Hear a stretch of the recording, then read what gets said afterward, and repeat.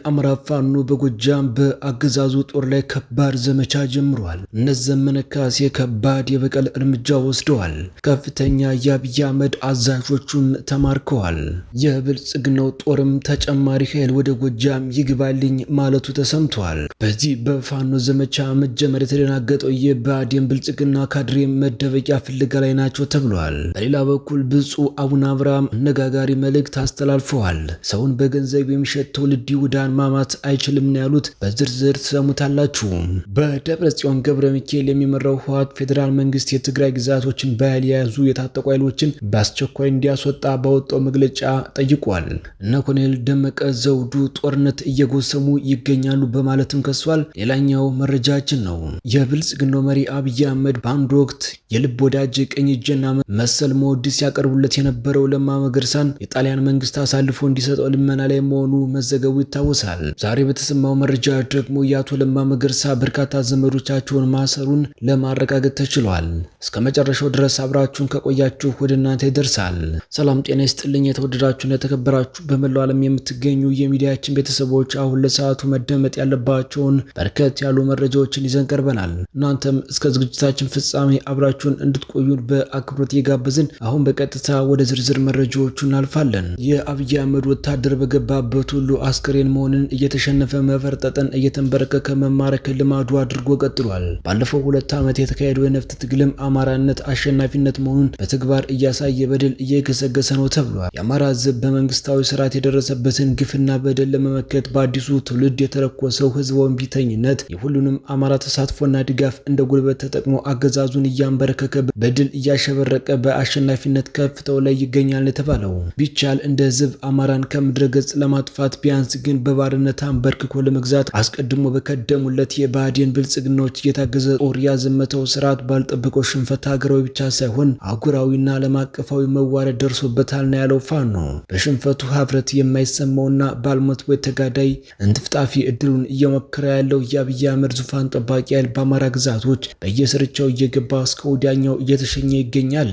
ፋኖ ለህዝባዊ ጭፍጨፋ የተሰማራውን የብልጽግና ሰራዊት እርምጃ እየወሰደ ነፃነቱን በክንዱና በነፍጡ እያወጀ ነው። ውጊያዎች አሁንም ተጠናክረው የቀጠሉ ሲሆን በወሎ ምዕራባዊ ቀጠና የአማራ ፋኖ ካገዛዙ ኃይል ጋር አስደናቂ ፍልሚያ እያደረገ እንደሆነ ታውቋል። በአፄ ቴዎድሮስ የእምቢተኝነት ምድር መቅደላ ኮርቤ በተባለ ቦታ ላይ የገባው የብልጽግና ኃይል በጨበጣ ውጊያ እንደተገረፈ ተነግሯል። ከደሴ ተነስቶ ከባድ መሳሪያዎችን አክተልትሎ የገባው መንግስታዊ ጦር በቤተ አማራ ጀግኖች ተደቁሶ ሙትና ቁስለኛ ተደርጓል ተብሏል። በጎጃም ፍኖተ ሰላም ከተማ መሰረቱን ያደረገው የምዕራብ ጎጃም ቀጠና የብልጽግና ጦር ደግሞ ከሰሞኑ በሰከላልና ቲሊሊ አዋሳኝ አካባቢ ከመቶ በላይ ኃይሉ በፋኖ ተቀጥቅጦ ከባድ ኪሳራ ያስተናገደ በመሆኑ በካምፑ ከፍተኛ ፍርሃት እንደነገሰ ታውቋል። በዚህ ውጊያ ባለ ከፍተኛ ማዕረግ ወታደራዊ አመራሮችም ተማርኮበታል ነው የተባለው። በዚህ ሳምንት ብቻ በቋሪት ደጋ ዳሞትና በሜጫ ወረዳዎች የሚተማመንበት ኃይሉ የረገፈበት በመለሰ መንግስት የሚመራው ከሶማሊያና ሐረር ቀጠና ወጥቶ ወደ ጎጃም የተሰማራው የምስራቅ እዝ 302ኛ ኮር ኃይል እንዲጨመርለት መጠየቁ ተሰምቷል። ሆኖም ተጨማሪ ኃይል እንደሌለና የአካባቢው ፖሊስና ሚኒሻ እንዲጠቀም ታዟል ነው የተባለው።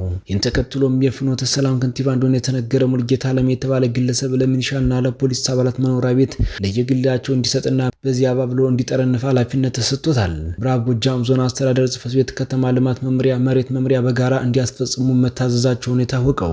ይህ በእንዲህ እንዳለ የጥቃት መንዶዎች የጎጃም ፋኖች የፈሰሰውን የወገኖቻቸውን ደም ሳይውል ሳያድር ምላሽ ጀምረዋል። ትናንት ምሽት ጀምሮ ዛሬ ሚያዝያ 11 2017 ሙሉ ቀን በጎጃም በተለያዩ ቀጠኖች ከባድ ትንቅንቅ ተደርጓል። በዚሁ የአማራ ፋኖ በጎጃም ምክትል ወታደራዊ አዛዥ የሆነው መቶ አለቃ አበበ ሰሞኑን በሚመራው አውደ ውጊያ ብቻ ሚኒሻና የአድማ ብተና አባላትን ጨምሮ በርካታ ቁጥር ያላቸው የምስራቅ እዝ ወታደሮች እስከ ወዲያኛው ተሸኝተዋል። በዚህ አውደ ውጊያ 3 ስናይፐርና 2 ብሬንን ጨምሮ ከ68 በላይ ክላሽንኮፍ መሳሪያ በፋኖች ሲገባ 61 ተላላኪ ወታደሮች ደግሞ መማረካቸውን ከአማራ ፋኖ በጎጃም ኮሙኒኬሽን ጉዳዮች መምሪያ ያገኘነው መረጃ ያመለክታል። በተጨማሪም በዚህ ግንባር በሺዎች የሚቆጠሩ ከከባድ ጀምሮ እስከ ነፍስ ወከፍ መሳሪያ ተተኳሽ የተማረከ ሲሆን በውጊያው የቆሰሉ ያገዛዙ ወታደሮች በየምሽጉ ወድቀው የጻር ድምጽ እያሰሙ ይገኛሉ ተብሏል። በጎጃም ቀጠና የሚገኘው የአማራ ፋኖ ለብልጽግና አገዛዝ ጦር የእግር እሳት ሆኖበታል። በጎንደር ቀጠናም ፋኖ ያገዛዙን ኃይል ከባድ ኪሳራ አድርሶበታል ነው የተባለው። በሌላ በኩል በፋኖ ዘመቻ መጀመር የተደናገጠው የብአዴን የወረዳ ብልጽግና ካድሬ መደበቂያ ፍለጋ ላይ ነው ተብሏል።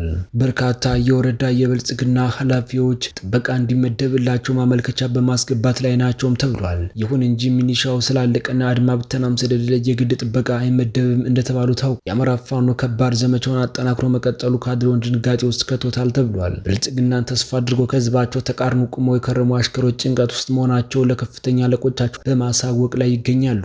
በሌላ መረጃ አብይ አህመድ በድራ ወረዳ በንጹሃን አማራ ላይ አሳዛኝ ድርጊትና የሽንፈቶቹ ምልክቶች ናቸው ብሏል። የአማራ ፋኖ በሸዋ በሰጠው መግለጫ የስርዓቱ ባለቤት ብልጽግና ቢሆንም የዚህ ስርዓት ጠባቂ ጥምር ኃይል ማለትም መከላከያ፣ የኦሮሚያ ልዩ ኃይል በአማራ ክልል ደራ ወረዳ በቀን 09/08/2017 ዓ.ም በአዲዮ ቀበሌ ገብረ ክርስቶስ ቤተክርስቲያን፣ በገብሩ ቀበሌ አማኑኤል ቤተክርስቲያን፣ በ01 ቀበሌ ጊዮርጊስ ቤተክርስቲያን በክርስትና ሃይማኖት ተከታዮች ወይም አማኞች ላይ የአብይ ጾም መጨረሻ ሳምንት የሰሞኑ ህማማትን ስርዓት በቤተክርስቲያን ለማከናወን ለስግደት በተሰባሰቡ ምዕመናን ላይ እጅግ ነውረኛ አሳፋሪ የሆነ ግፍ ሰቆቃ ፈጽሟል። ይህ ሁሉ ግፍና ሰቆቃ የተፈጸመው አንድ ሀገር አስተዳድራለሁ ከሚለው የወንጀለኛና የሃይማኖት ጠል ስብስብ ነው። ፈጣሪያቸውን ለማመስገንና ህሙማንን ለማሰብ ራሳቸውን በጾምና በስግደት ደፋ ቀና ብለው የሃይማኖት ስርዓታቸውን በማከናወን ላይ ባሉ ምስኪን ህዝብ ላይ በተለመደው ግብሩና ማንነቱ ምንም የጠላት እንቅስቃሴ በሌለበት ቦታ የአንድ ጄኔራል ደህንነትን ለመጠበቅ ሲባል ከባድ መሳሪያዎችን በመጠቀም ማለትም ዙ 23 ሞርተር በመተኮስ ንጹሃን ሰዎችና እንስሳትን ገድሏል ብሏል የሸዋ ፋኖ።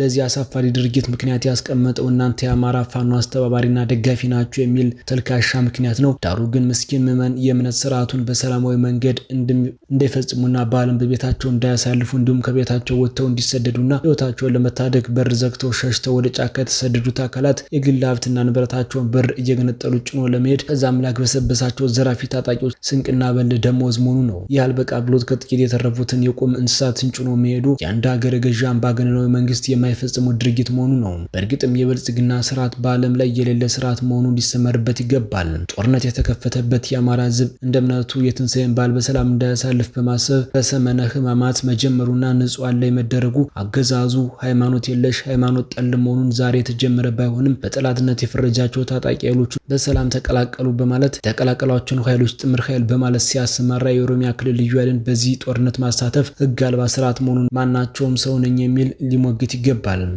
ሰላማዊ መንገድ የጠራቸውን ታጣቂዎች ለጦርነት መጋበዙና ማሳተፉ ይህ የአገዛዙ ስርዓት አንድም ሰላም ፈላጊ ሳይሆን የሀገሪቱን የሰላም ኃይል መጨረሱን ያስረዳል፣ አንድም ህግ አስከባሪ እንዳልሆነ ይመሰከራል ብለዋል።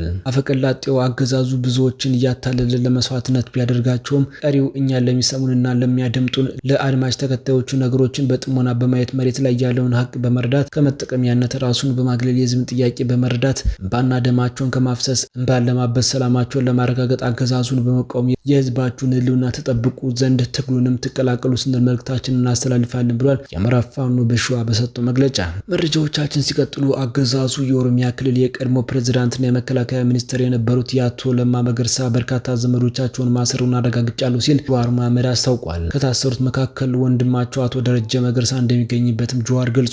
ከዚህ በፊት አብይ አህመድ ለማ መገርሳን አንቃችሁ አምጡልኝ ማለቱ የሚታወስ ነው። የብልጽግናው መሪ አብይ አህመድ በአንድ ወቅት የልቤ ወዳጄ ቀኝ እጄና መሰል መወድስ ሲያቀርብለት የነበረውን ለማ መገርሳን ጣሊያን መንግስት አሳልፎ እንዲሰጠው ልመና ላይ መሆኑን መዘገባችን ይታወሳል። በአሁኑ ወቅት ለማ መገርሳ ጀዋር መሐመድና ገንዱ አንዳርጋቸውን ጨምሮ የብልጽግናውን አገዛዝ ለመዛል በየፊናቸው እንቅስቃሴ ላይ መሆናቸው ከሰሞኑ ተደጋግሞ የተሰማ ጉዳይ ነው። ታዲያን ተከትሎ ፍርሃት ውስጥ የገባው የ4 ኪሎ አምባገነን መሪ አብይ አህመድ ለማ መገርሳን አሳልፋችሁ ከሰጣችሁ የሚከፈለውን ሁሉ ከፍላለሁ ሲል የጣሊያን መንግስት ሲማጸን ከርሟል። ይህ አልሳካለት ሲል የለማን ቤተሰቦች ማሰሩን ነው ጀዋር መሐመድ የተናገረው። በሌላ በኩል በደብረ ጽዮን ገብረ ሚካኤል የሚመራው ህወሓት ፌዴራል መንግስት የትግራይ ግዛቶችን በኃይል የያዙ የታጠቁ ኃይሎችን በአስቸኳይ እንዲያስወጣ ትናንት በወጣው መግለጫ ጠይቁ። ቡድኑ የትግራይ መሬት በኃይል የተቆጣጠረው አካል የተከዜ ዘብ የሚላቸው አዳዲስ ታጣቂዎች እያስመረቀበት ትግራይ ላይ የጦርነት ነጋሪት እየጎሰመ ይገኛል በማለት ከሷል። የአይነት ድርጊት የፕሪቶሪያውን ግጭት ማቆም ስምምነት ሙሉ በሙሉ ለሚጻረርና ዘላቂ ሰላም እንዳይመጣ እንቅፋት የሚፈጥር ነው በማለት ቡድኑ አስጠንቅቋል። የአፍሪካ ህብረት ፓናል በአፋጣኝ ተሰባስቦ በፕሪቶሪያው ግጭት ማቆም ስምምነት አጠቃላይ አፈጻጸም ላይ እንዲወያይም ቡድኑ ጠይቋል።